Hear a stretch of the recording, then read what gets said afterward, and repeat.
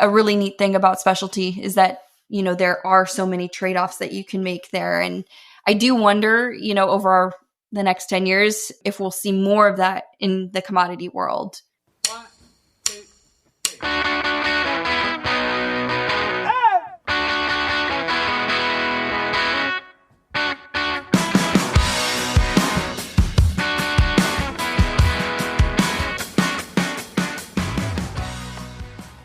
Coming up on The Modern Acre, we've got a new edition of Topsoil, talking with Ariel all about pricing in agriculture. The Modern Acre is the podcast for builders in ag who think differently. The Modern Acre podcast is presented by Myland, a soil health company that's revolutionizing agriculture. Through their innovative soil as a service, Myland partners with farmers to improve their soil health with the power of beneficial live native microalgae. The result? Healthier soils, more productive farms, and benefits like smarter water use. Discover how Myland can transform your farm at myland.ag. Tim, I think we should bring up, there's a lot going on in the news right now, and a lot as it relates to the economy, the new administration, and so I really want to just dig into the deer and fox trade. Ty, I'm glad you brought this up. It's been weighing on me over this weekend. I wanted to chat with you about it. A lot of blockbuster moves happening in the NBA. Obviously, the Luka trade was crazy. I don't know how they did that deal, but really sad to see Deer and Fox go. As you know, I've been becoming a Kings fan the past couple of years, following it closely. Not closely. That's a loose framing. But I really liked watching Fox, and so it's sad that he's no longer on the team going to the Spurs. Yeah, I'll hit on Fox first, and then I have some comments on Luka. So, I mean, man, 8 years. In 8 years, he will go down as one of the top best Kings ever in only 8 years, which is pretty impressive. Super sad about it. I'm a Fox believer. I'm bullish on his skill set. I think he has room to grow. So, and he's going to the Spurs. That's going to be tough in the Western Conference to just watch him with Wemby. It hurts. And, frankly, I don't know what the Kings are doing. We are basically the Bulls of the past 3 years with DeMar DeRozan and Zach LaVine. And we have Sabonis, who's better than Vucevic, who was the center on the Bulls. But it just seems like we're kind of throwing stuff at the wall. We're going to have a lot of offense, no defense, and we'll probably end up being a 9th or 10th seed. Yeah, what do they say? Like offense wins championships, Ty? I think that's how the saying goes. So yeah, very sad about that. On the Luka trade, mind blown. People thought that Shams got hacked, which is hilarious. And how do the Lakers keep resurrecting themselves? Like, it is the most frustrating thing as a Lakers hater that they just continue to pull things out of their, what. They get Luka, they get Luka, one of the top 3-4 guys in the NBA before his prime, and now the Lakers are set up for long-term success. So not only do I get to watch Fox and Wemby crush it in the West, I get to watch Luka on the Lakers for the foreseeable future. Like, this is my nightmare. This is brutal for you. I'm sure it's tanking the value of the Fox NFT. Am I right? Oh, yeah, I bought the Fox. Fox put out an NFT during the peak, and I bought it. And then he rug pulled, as they say. So, yeah, good riddance, honestly, now that I think about that. Yeah. All right, well, Tim, excited to talk with Ariel. Ariel puts out a newsletter called Topsoil, which is covering just some of the basics, the fundamentals of agriculture. But newsflash, everyone should read this newsletter. I have learned so much through all the various topics that she's discussed. It's honestly like a crash course in agriculture and super helpful. Like, if you're getting into ag as your career and you haven't read her newsletters, like, what are you doing? It's amazing content. She's coming out with a new edition on Friday. So we're talking price today, which is very top of mind, I think, especially with all of the tariff conversations, Tim. So we're talking price today, and she's putting out a fresh edition of her newsletter on Friday. And you know what's super cool about it, Tim? AgList is sponsoring her newsletter. It's our first sponsor on the newsletter, and we are super honored to be promoting AgList. So, two birds, one stone. Go subscribe to Topsoil and look out for her Friday edition. Read the edition and content she puts out, and then go hit up AgList and list your biological products or endorse your favorite biological product. You like how I wove that together there nicely, Tim? Yeah, smooth transition, Ty. Well, guys, let's jump in and talk price with Ariel. Ariel, it's great to see you. Welcome back to the podcast. My favorite episode every month, debriefing, digesting the color commentary of the world famous Topsoil newsletter. How's it going? And maybe you can start with your next edition. Thanks, Tyler. Great to be back. Hey, Tim. So this month we are covering prices, and this is a really exciting one because it's really where everything comes together. And so everything comes together with prices. It explains a lot about what's happening in ag right now that I think we're all experiencing in our different jobs. And there's just a lot under the hood that we can dig into here. Excited to jump into this one. I think it's top of mind for every grower right now. The farm economy has been challenged the past couple of years, heading into another year that looks to be challenging as well. And this is really the conversation you have at the coffee shop of what's pricing doing, what's good, what's bad. Right now, it seems like everything is a little depressed in California. So excited to kind of dig into this edition. So maybe Ariel, start us out with what started the edition. Yeah, Tim, I think that's a great place to start. Where are prices today? And so in my day job, I'm working a lot more with the commodity row crops, your corn, soybean, things that are traded on global exchanges where you can look at prices online, minute to minute. And where we're at is that prices are for corn about 45% below their highs. Soybeans, not far off from that. And, when I talk with my family that grows nuts, and others like yourself, Tim, I think the interesting thing about this downturn right now is that it seems pretty widespread across commodity crops and specialty crops. There's not a lot of bright spots. Maybe there's a few things in cattle, which livestock, different story, but across the board, prices are low. And if you read any headline in ag, that is the headline. Prices are low, and then all of the things that follow from that, whether that is companies doing layoffs, startups shutting down, it has these ripple effects across the full industry. And I think that's what we're seeing a lot of. Tim, would love to hear from you, like if you're also seeing that in, your corner of the specialty world and maybe that's how that's affecting you and your operation. Yeah, I agree. It's definitely widespread. I don't think it's just row crops or commodity crops. Like specialties are being impacted as well. Like in the area that we farm in Lodi, it's big wine grape country. And now that leaf drop has happened, like it's pretty crazy to be driving through vineyards and see how many grapes were left on the vine. I heard a lot of growers just didn't harvest, like pretty substantial crop left on the vine. And like every crop, I think, has its own nuance on why that is. Like with wine grapes, it's kind of decreased global consumption of alcohol and just the global oversupply of wine grapes, where it's cheaper to import grapes from South America and produce it in California than to actually purchase California grapes. So it's a pretty sad situation, seeing a lot of vineyards get torn out. And then for a lot of the crops we grow, like weather is a big impact. We're coming off of 2 really wet years, and with wet years, more crops are grown. So typically, like in drought years, you see kind of reduced supply, and pricing is typically higher during those drought years.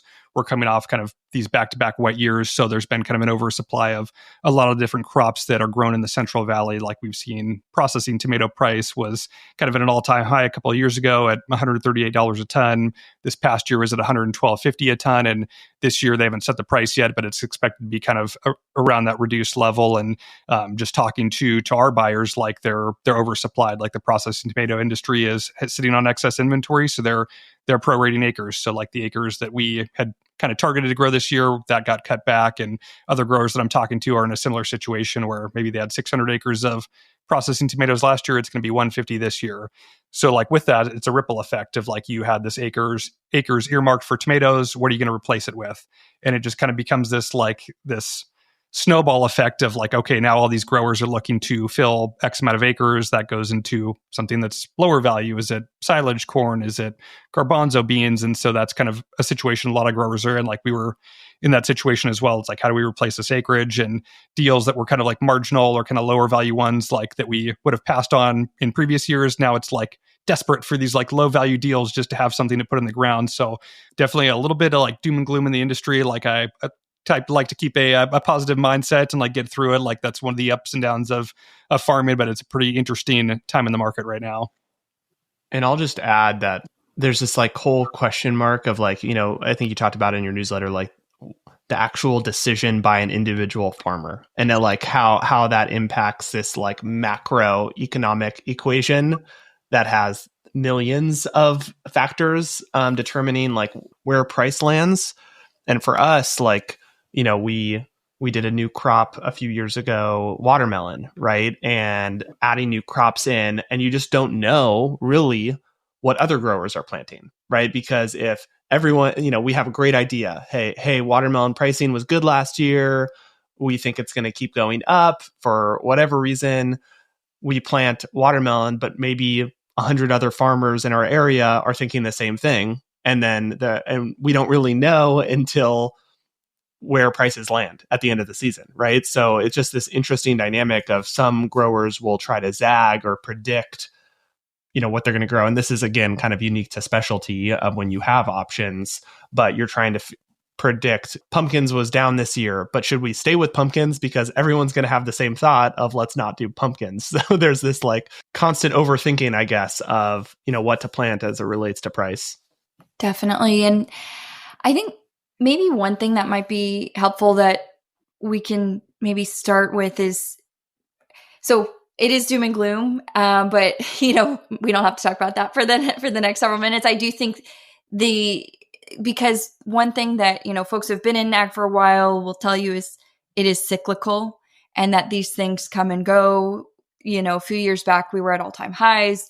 And I want to dig into like, why is that? Like, why it's not linear? Why do we have these cycles? And that's something that I've been trying to figure out. And I'm sure, if I had the answer, probably wouldn't have to have a day job. But I think one super simple framework that I wanted to share with listeners that most people probably already know this intuitively. It's supply and demand. And Tim, as you were talking, it's like, every single one of those things is going to impact either your supply, how much is produced, or the demand, how much do people want of each of those commodities. And this is, your freshman econ 101. And of course, the world is more complex, but I do think it's a really helpful starting point. And like plus side, it's also something that if you're at any cocktail party, any gathering, like you can be able to speak intelligently about any kind of headline or news and that kind of thing. So ultimately, you've got supply, you've got demand. Where those two meet, that's what price is at any given point. There's factors that influence supply, and there's factors that influence demand. And so I looked at some of the USDA data for corn and for soybeans, just because those are the largest acreage crops that we grow in the US, and really looked at like, where does all this supply come from and where is it going? And so the things that influence the supply side, and I think this goes for a lot of crops, weather, number one. And that's why, this might seem obvious, but growers look at weather all the time because it has such a big impact on that ultimate supply.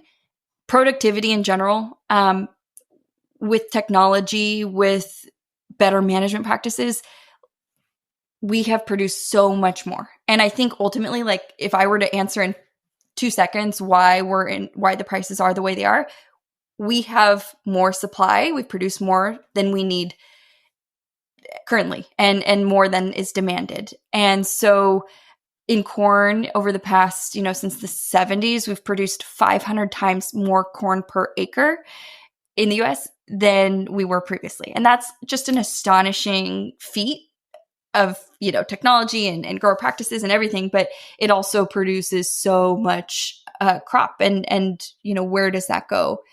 So I think those are the big pieces. Of course, agricultural policy, input availability, all these other factors influence supply. And then when we look at demand, the big factors there, if you're looking at corn and soy specifically, there's a lot on biofuel. I think that, the common understanding is that we grow crops, we feed people. And yes, that's true to an extent, Tim. I know that's very, very true for your farm. I think for a lot of farms that grow commodity crops, commodity row crops, it's actually an energy crop. And so it goes to feed, to produce ethanol feedstocks. And then livestock is the other big piece of that. So demands, changes in how many livestock are, growing around the world, like that really influences demand too. Of course, there's trade. I know we could talk for a long time about trade, what's happening with tariffs. Those influence the demand side of the equation, currency, who else is producing these crops. So when you take all those factors together, that's like one giant equation to get to price. And so, yeah, any headline, you can decode it now. You've got the key. Yeah, it's pretty interesting in some of these scenarios, like the levers that impact supply of like the weather, acreage planted, productivity. Like sometimes you have these like black swan events where all of those factors happen and you just have an abundance of supply and there's just no market for it. Like that's what happened on pumpkins last year, where I think growers were looking for options. Pumpkins are relatively cheap to grow, so there was a lot of acreage in the ground. And then during the production season, kind of late summer, early fall, just ideal growing conditions. So you have more acres in the ground. All these growers had a productivity boost of just bumper crops across the board. So you have this massive supply event that there's not enough demand to support that. And then on the buyer consumer side, it was just super hot in September, October, and no one's out buying pumpkins when it's 110 degrees outside. So there was just reduced demand, just given the weather at retail buying pumpkins. So it was just like the worst possible scenario of oversupply, no demand. And so there was numerous growers that didn't harvest a single pumpkin out of their fields. There's a field that I drive by in Lodi going back and forth from the farm, an entire field that didn't get harvested. That's still like it's middle of January just seeing pumpkins sitting out there. So pretty crazy, like how some of these levers can like multiply and create these unforeseen scenarios. I think one of the things, and Tim, you talked about crop rotation being one of the levers that specialty farmers have. I think one of the interesting things that I see a lot across, the Midwest, a lot of the commodity growers, there's really two strategies that farmers are encouraged to take, or that, they automatically take themselves. And one is you tighten the belt. And I'm sure, that's like a very obvious thing. Like if times are lean, batten the hatches, tighten the belt, all those things, just reduce your spend and live to fight another day. The second strategy there is, I've heard it, phrased as you got to bushel your way out of low prices. And meaning like, hey, if prices are low and your revenue is price times volume, your volume better be high. And so I think that's, those are obviously like mathematically those strategies work. I think one of the interesting things though is that I don't hear a ton in, the corn soy rotation about other crops. And there's a lot of reasons for that agronomically, where the investment is, where the markets are, frankly, of what other crops are available. But I think that's a really neat thing about specialty is that, there are so many trade-offs that you can make there. And I do wonder, over the next 10 years, if we'll see more of that in the commodity world. Yeah, it's interesting because like we're kind of outside the subsidy realm of like if you're just in that corn and bean rotation, you just kind of stick with that mix and you have kind of that backbone infrastructure. Whereas like specialty, it's like you need to find alternatives regardless of if there's a subsidy there to help make you whole or not. And so those are the trade-offs we're making. And just want to hit on your earlier point about like the just kind of downstream impacts of low pricing of like if we are making the decision or have to pull out 100 acres of tomatoes, like that's not on the table, like we're growing something lower value. So like it impacts our vendors too, of like in that scenario, we're not working with a high value seed, we're not working with a nursery, we're not working with the labor team to do custom transplanting, custom weeding, harvest, like it's higher cost to grow those crops. And that's money that we're paying to our vendors. If we're replacing that with silage corn, that's, much cheaper inputs. We don't have near the expenses. And so that impacts the ag system at whole when pricing is lower and people are growing lower value things don't require as much service.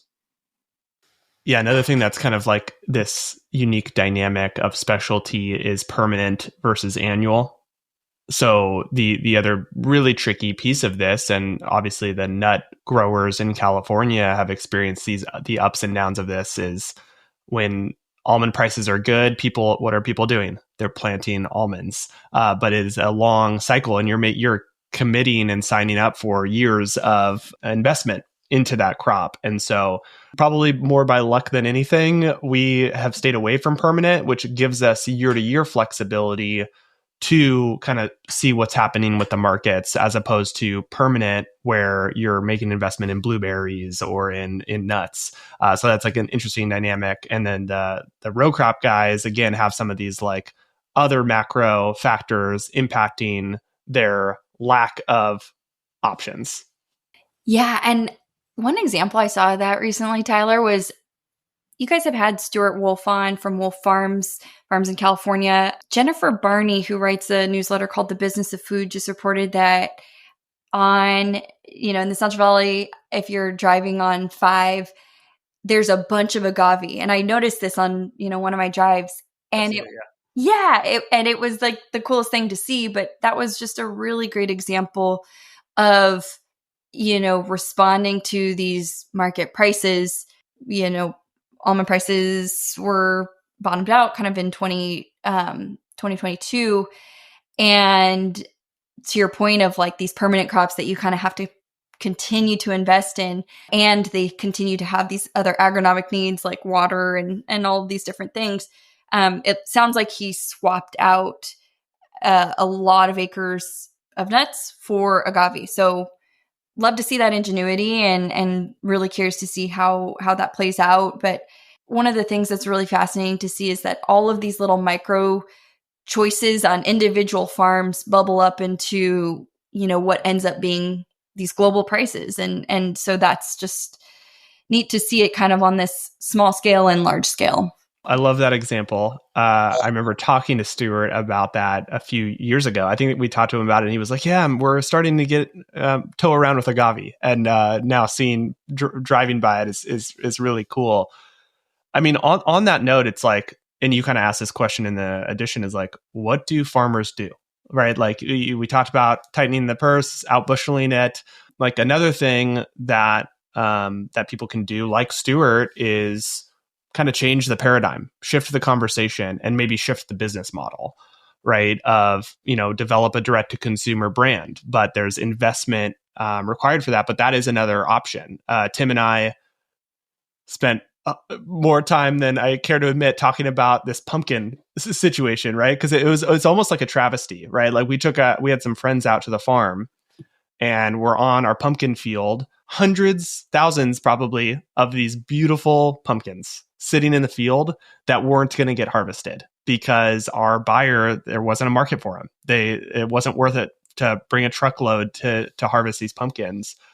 But I know local consumers would be interested in getting local, fresh pumpkins, but it's, how much time and resources and investment do we want to put in to kind of change that paradigm? So that's an area that I'm fascinated by, because while farmers don't have a ton of control in the market prices, there are these kind of alternative outside the box business models that exist. Selling your, Instagram background, silver lining from your pumpkin apocalypse. Photo booth on field 8. The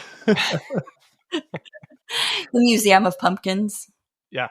Yeah. And Tyler, I think that is another thing that I just have a lot of admiration for farmers for, is just like strengthening those management skills, getting creative here. And I know that there's a lot of limitations agronomically, structurally with what choices farmers can do. But I do think that's something that we'll see is greater diversification. And whether that is like growing not just corn, but corn that has other specialty characteristics with it.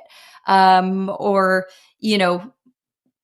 maybe we get crazy and even grow another crop like rye or camelina. And I'd actually love to hear from your listeners on if folks are seeing examples of this and if I'm, way off here. But I think there's a world where this might be a taboo question, but like, have we reached peak corn? Have we reached peak soy? Where's this new demand going to come from?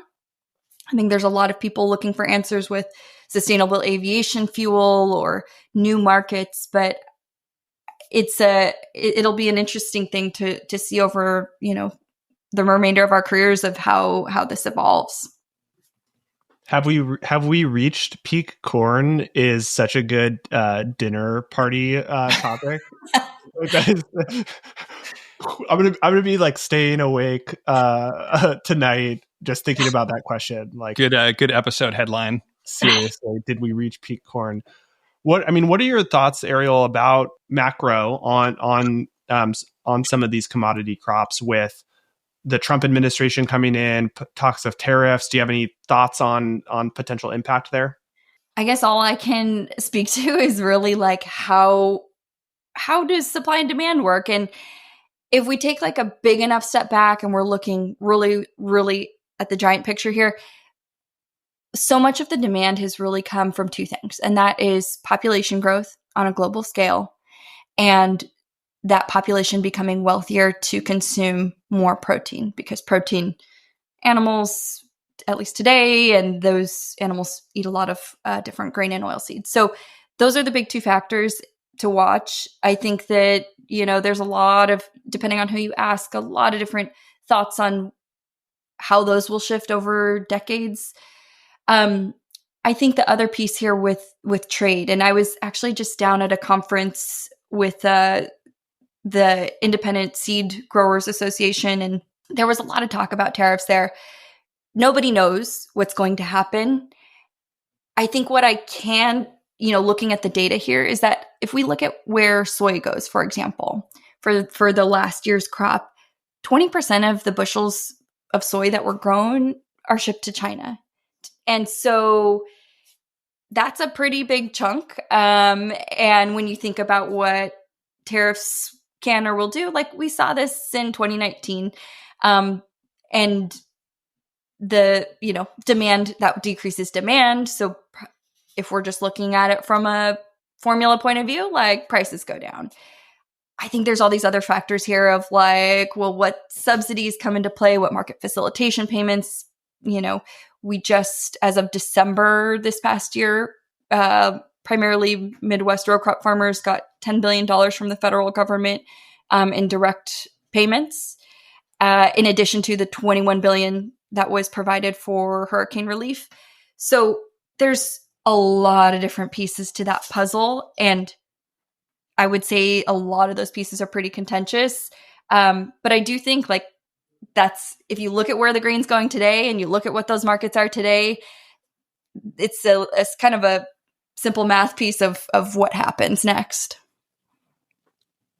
Yeah, it's a super complex issue with so many layers of just negotiating trade, and like ag is just one piece of that. And within ag, there's all these different groups that get impacted positively or negatively. Like on our farm, we've talked about like the impact of NAFTA and kind of losing asparagus as a commodity in California. That all went down to Mexico and Peru, where now there's hardly any California asparagus production. And like, yeah, is there a world where that could come back, where there is more of a level playing field, but it's kind of negotiated in this holistic way? And it's really, I think, a little bit early to tell on how that's going to impact every single farm in their particular situation.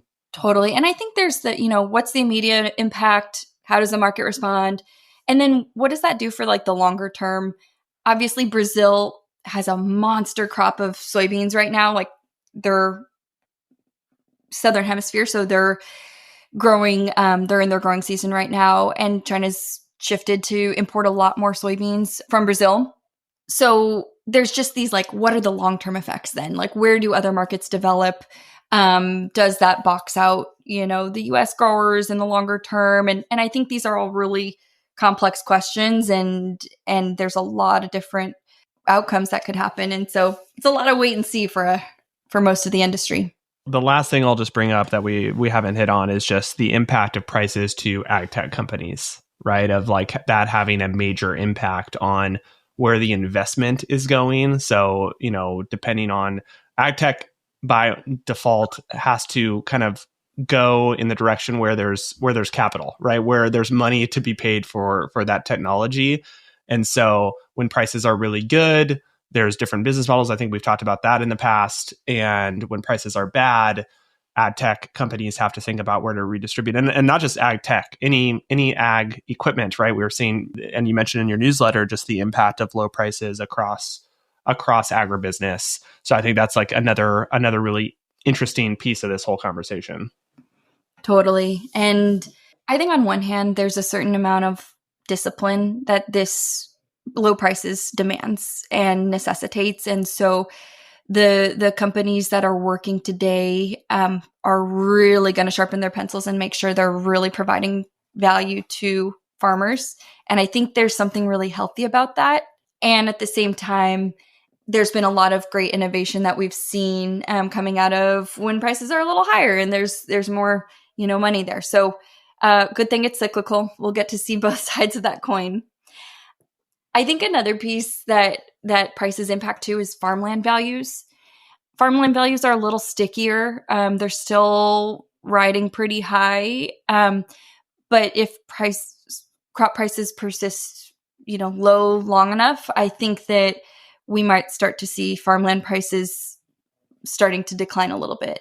And that on its surface, there might be some benefits of farmers being able to, acquire more land, that kind of thing. But ultimately, there's this other side of that where a lot of growers, their financial health is measured in kind of their debt to asset ratio. 80% plus of their assets are tied up in land. And so when that asset starts to decrease in value, then you start to get some serious financial strain across the ag sector, more so than we see today. And so that's another thing that I know we'll be watching, and another factor, a black swan factor here. We're always digging into the complex issues. What a cheery way to start off the year with this edition, talking price. I think we'll be a little bit more positive next time around. I don't know what the next edition has in store, but excited to chat with you soon. Thanks, Tim. Hope you guys enjoyed that conversation with Ariel talking price. Be sure to subscribe to her newsletter, Topsoil. There's a new edition coming out Friday, so don't miss out.